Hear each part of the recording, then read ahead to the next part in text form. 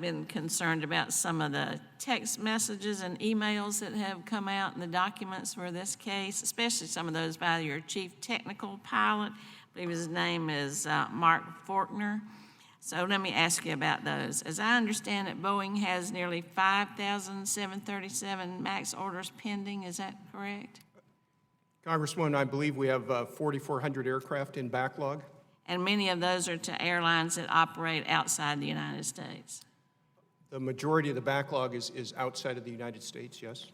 Well, I want my constituents to feel safe whether they're getting on one of your planes in Las Vegas or Las Palmas. So let me ask you about some of these emails that Captain Faulkner sent.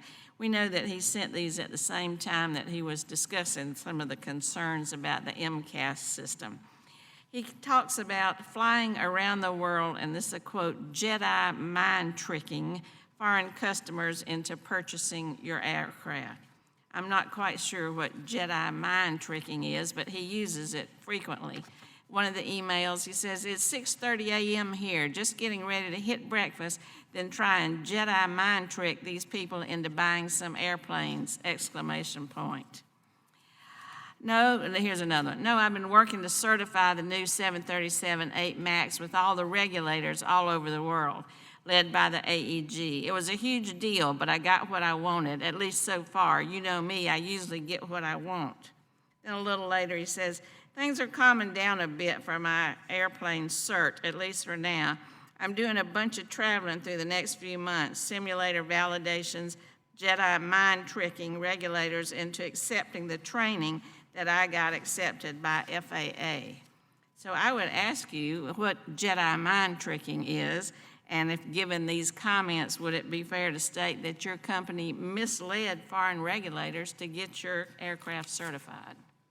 Congresswoman, I'm not quite sure what Mr. Faulkner meant in those emails. We haven't been able to talk to him, given he's departed the company and has legal representation.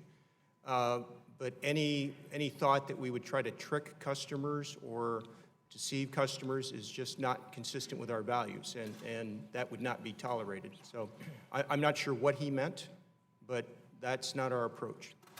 Well, what is your approach when it comes to international customers? What do you think is your responsibility, especially those that have less stringent pilot training requirements when you sell a new aircraft abroad?